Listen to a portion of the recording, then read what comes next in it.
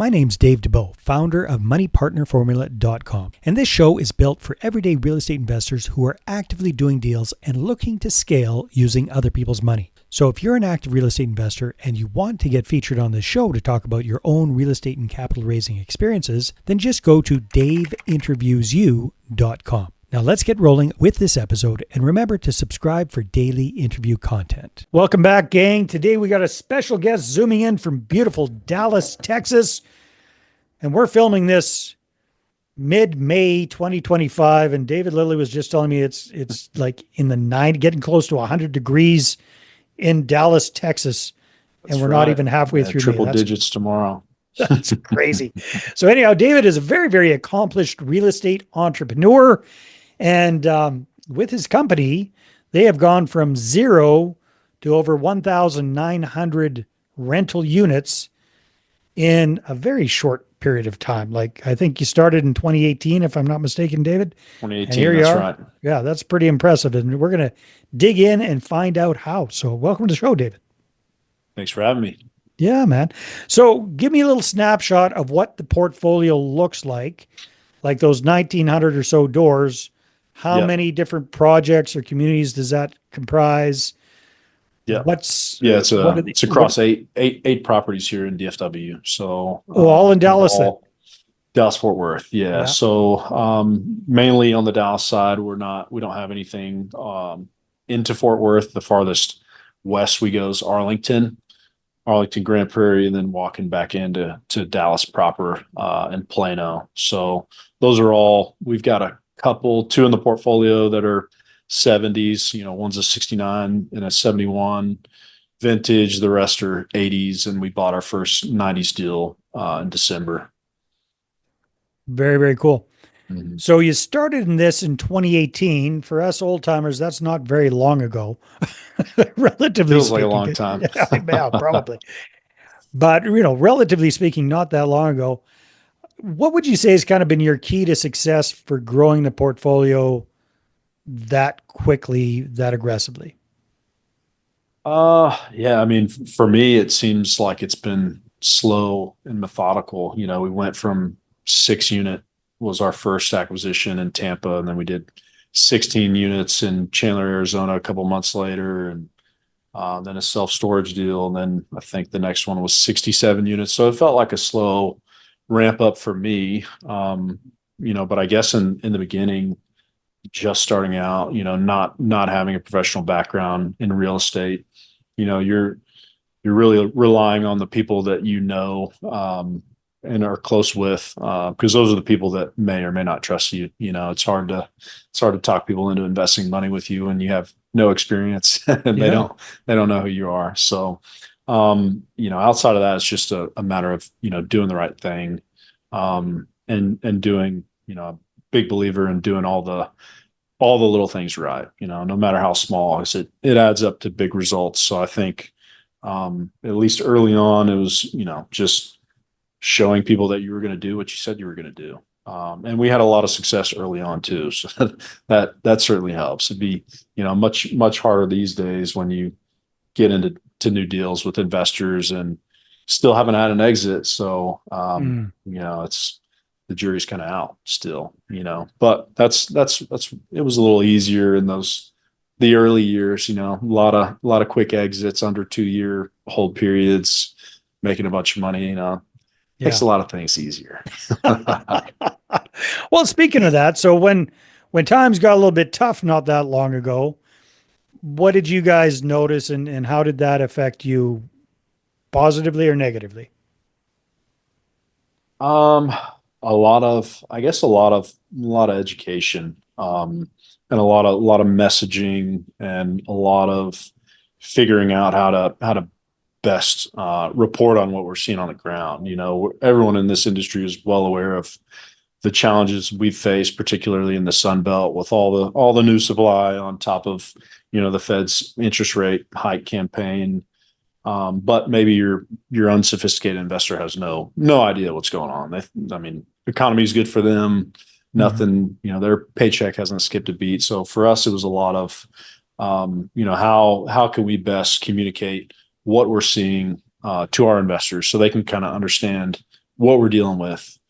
And when you do that effectively, most people understand. There's always going to be those unreasonable people that don't care that we're seeing a bunch of negative rent growth and vacancies elevated and bad debt and you name it. So it's just goes back to a lot of education, I would say, Yeah, and most definitely. just improved reporting. So how are things looking these days from your Better. perspective? Yeah. Yeah. Yeah. It seems like, every conversation I've had like this in the past 6 months or so, it's always the same answer. Better. Things do appear to be getting better here in Dallas. We've seen some positive rent growth over the past month, and even year over year, I think we're just slightly positive now here in Dallas. So, looking across our portfolio, we're slightly positive on lease trade outs, and we're around like 3% positive on our renewals, which is why they've been such a huge focus for everybody. But it's getting better. Traffic has been really strong the past week and past month, so we're hoping things just continue to get better. As we get into peak leasing season here. So, David, growing the portfolio the way that you have, so you've got a lot of units, but you don't have that many different projects. I think you said 8. Is that correct? 8 At the moment. That's right. Okay, that's in fairly close proximity. So, Yeah. are you guys a pretty vertically integrated company? And for folks that aren't super familiar with that term, maybe explain what that means to you. Yeah, yeah. So vertical integration, essentially bringing all the different functions in house and not having to rely on an outside third party group, to do your property management or construction management. And we take it a step further. We're not just managing construction. We're acting as the general contractor. So we're ordering materials, and then all the subs or subcontractors reporting directly to my guys. So yeah, we're vertically integrated. We brought property management in house around 225 units, something like that. So pretty early on, which I don't know if I'd recommend it or not. I mean, I guess it was a good thing in that we were able to, kind of ramp up operations. Yeah. It's a little easier to, pay for all the necessary personnel when you're a little bit bigger, maybe a couple thousand units, but we learned a lot of valuable lessons early on. So I'm glad we did. And, I'm just a big fan of the control and transparency that you get when you're in the weeds on everything, So, Right. yeah, it's been a great value add for us. And it's made me a better operator, better on the acquisitions front and everything like that. So, David, raising capital is a big part of growing a portfolio that big Yeah. that quickly. What's kind of been your perspective on that and your growth since 2018 in that department? Yeah, I mean, it's, referrals are still our biggest piece of business, So we definitely try to do right by our investors and we've just continued to branch out from friends and family. We did our first institutional deal with our last acquisition, so that was acquisition 14. So it took us 14 deals to get an institutional LP to write a $10 million check.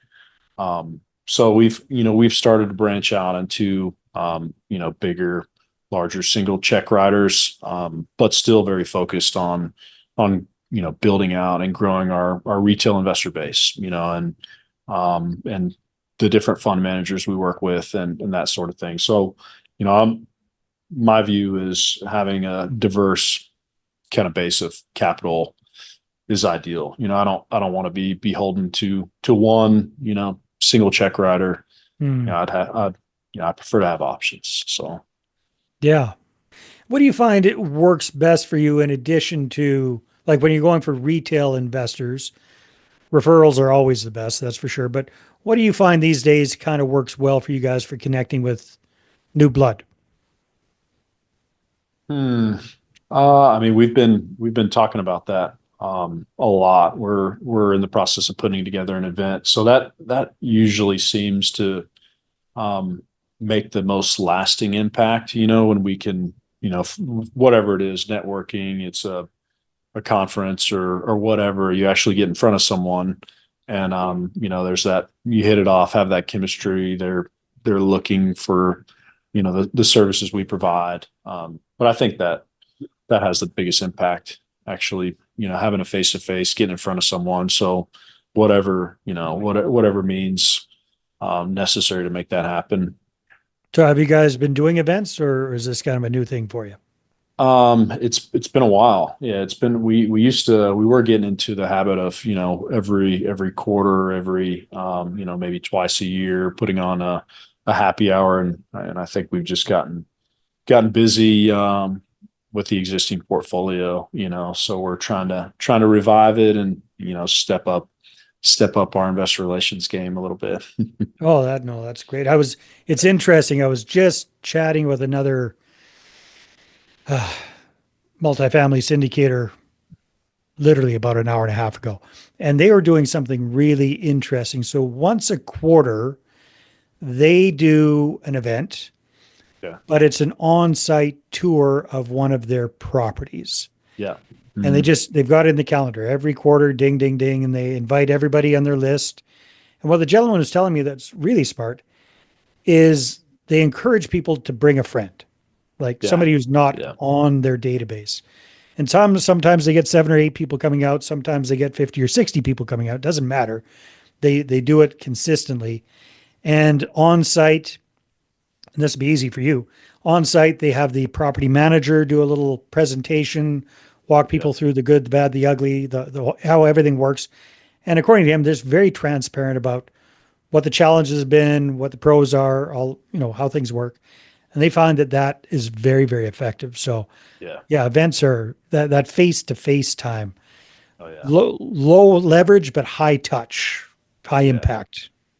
Yeah, very, very Agreed. cool. Yeah. So what are the goals and aspirations for, well, I was going to say this new year, but we're almost halfway through it already. So I the know. rest of 2025, what are you guys focusing We're on? we're we're behind schedule. Yeah, we started the year with plans to acquire 2,000 units. So we've essentially every year we've doubled the portfolio. We bought 1,000 units last year, so we Wow. we doubled last year. And we were just trying to, keep that pace up, keep that volume up. So which is why we started to look into other markets in Texas, Houston probably being top of the list, because we had, since just been focused on DFW and Mhm. then, Florida, Carolinas as well. So to hit that volume, we felt like it would probably be a good idea to start branching out, and get back into some of these other markets we've played in years past.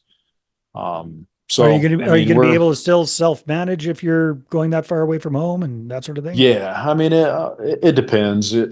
It depends on the size of the property, kind of where it's located. If it's just a one-off deal, it may make more sense to go third party until we get a bigger footprint in the area. But Yeah. ideally, we're buying a 2 to 3 property portfolio, and it makes more sense, um, to manage it ourselves. So we'll Yeah. see. Exciting stuff.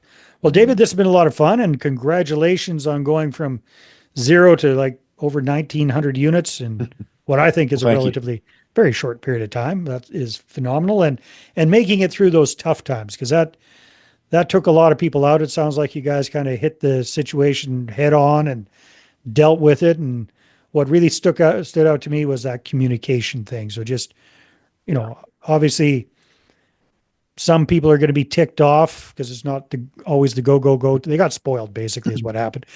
But by being open and communicating with people, a lot more people were understanding and probably very appreciative of just being kept, out of the dark about what's going on. So, Yeah, yeah, yeah. That's been our focus.